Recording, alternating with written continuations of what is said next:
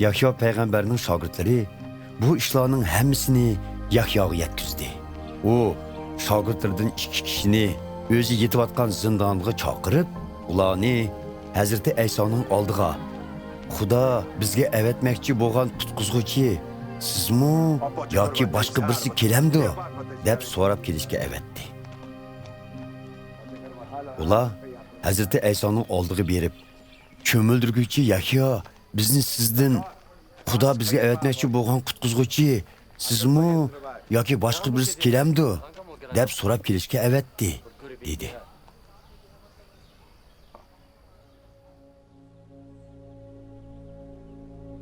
Dal shu chaqda Hazreti İsa og'riq silaq tatgan va jin chaplashgan nurg'un kishilarni saqaytgan va nurg'un qarg'ularning ko'zini ochgan edi.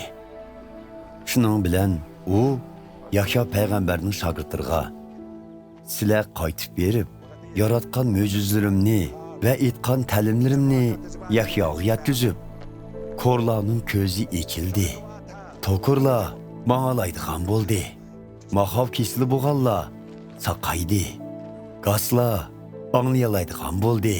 Hatto o'lganlarmu tirildi va kambag'allarga xushxabar yetkazildi deb aytinglar. Yahyoga yana mendan gumonlanmay, menga tavranmay ishonganlar nima degan baxtlik deb qo'yinglar dedi. Yahyo payg'ambarning shogirdlari ketgandan keyin Hazreti İsa ko'pchilikka Yahyo to'g'riliq mundaq dedi. Sizlar burun Yahyoni izlab cho'lga bog'ninglarda, zodi qandaq bir odamni ko'makchidinglar. Maydoni shamolda yalpinib turgan, qo'mushdak tavrinib turadigan bir yaxshi chaqningmi? Yoki chiroyli kiyingan bir isil zodinimi? Hergiz undaq emas. Hashamatlik kiyim kiyib olgan, ashi ishrat ichida yashaydigan kishilar cho'lda emas, balki xon ordusidan tepiladi.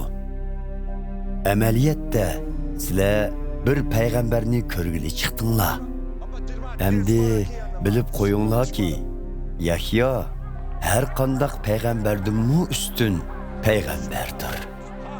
Chunki muqaddas yozmalarda mana oldingda elchimni avatman.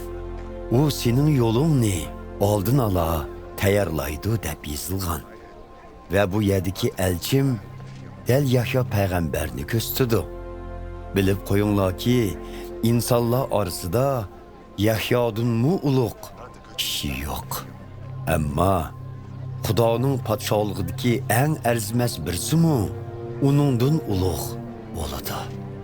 Buni anglagan puhrolar, hatto boshqalarmi Xudoning yo'li to'g'ri dedi. Chunki ular burun Yahyo payg'ambarning cho'mildirishini qabul qilgan edi. Lekin Farisilar va Tavrat ustozlari Yahyo payg'ambarning cho'mildirishini qabul qilmay, Xudoning o'ziga bo'lgan maqsadini qayirib qo'ygan edi. Shuning bilan Hazreti İsa ularga mundaq dedi. Bu zamonning sizlarda kishilarini zodi kimlarga o'xshatay? Ular xuddi ko'chada o'ltirib elib, bir-biriga biz sizlarga sunoy kelib basak, usul o'ynamadinglar. Motam muzikasini kelib basak, yig'izor qilmadinglar deb ranjiydigan tuturuqsiz bolalarga o'xshaydi.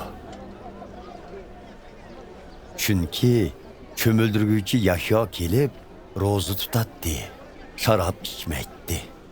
Shuning bilan ular uningga jin tegibdi deyishdi. İnson o'g'li bo'lsa, ham yeydi, ham ichidi. Biroq ular toza bir to'ymas haroqkash ekan, u bojgir va boshqa gunohkorlarning do'sti deyishdi. Bilib qo'yinglarki, hikmat uni qabul qilganlar orqali toniladi.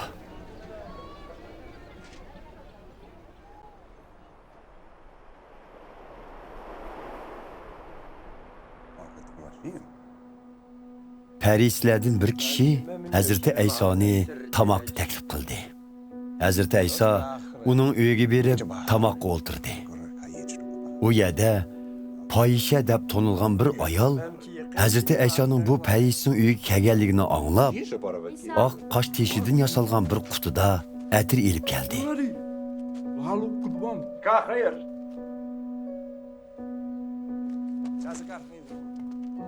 Ve Hazreti Aysoning kaynida putiga yaqin yerda turib yig'lashga boshladi. Uning ko'z yoshlari Hazreti Aysoning putlarini ho'l qilib etdi. Ondan u choshlari bilan Hazreti Aysoning putlarini eritib quritdi. Ham putlarini so'yib ustiga atir surdi.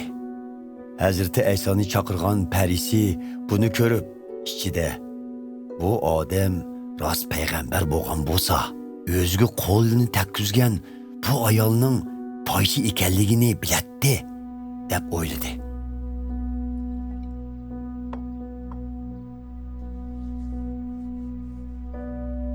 Buni bilgan Hazreti Ayso, "Shimon, sana aytadigan bir gapim bor", dedi. "Ayting ustoz", dedi Shimon. Ikki odam bir kishiga qarzdor ekan. Biri 500 kumush tangiga, yana biri bo'lsa 50 kumush tangiga qarzdor ekan. Har ikkisining qarzni qaytarish imkoniyati yo'q ekan. Shunga qarz egisi mehribonlik qilib, har ikkisining qarzini kechirim qildi. Seningcha, ularning qaysisi qarz egisini bakrak yaxshi ko'rdi, deb so'radi Hazreti Ayso. Meningcha, ko'proq kengchilikka erishgini, deb javob berdi Shimon. To'g'ri aytding, dedi Hazreti Ayso. Ondan u hilqi ayolni ko'rsatib Shimonga, "Bu ayolni ko'rdingmi? Uyingga kelganimda sen putlarimni yuyishga suv bermagan eding. Biroq u ko'z yoshi bilan putlarimni yuvdi. Kechi bilan eritib quritdi. Sen meni hol ahvol so'rab, so'yib kutib olmagan eding.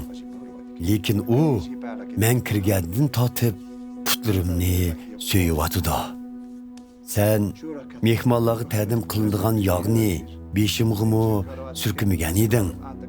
Biroq u meni hurmatlab putlarimga atir surkab qo'ydi. Qisqasi sana aytayki, uning nurg'un gunohlarining hammasi kechirim qilindi.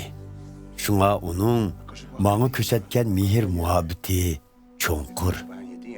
Lekin oz kechirim qilinganning ko'rsatgan mehr muhabbatimi oz, dedi. Ondan Hazreti Ayso u ayolga, "Gunohlaring kechirim qilindi", dedi. Hazreti Ayso bilan bir dastonda o'tirganlar, hatto kishilarning gunohlarini kechirim qildigan bu odam zodi kimdi, deyishdi. Hazreti Ayso yilqi ayolga, "Menga bog'ilgan ishonching seni qutqizdi. Aman bo'l", dedi.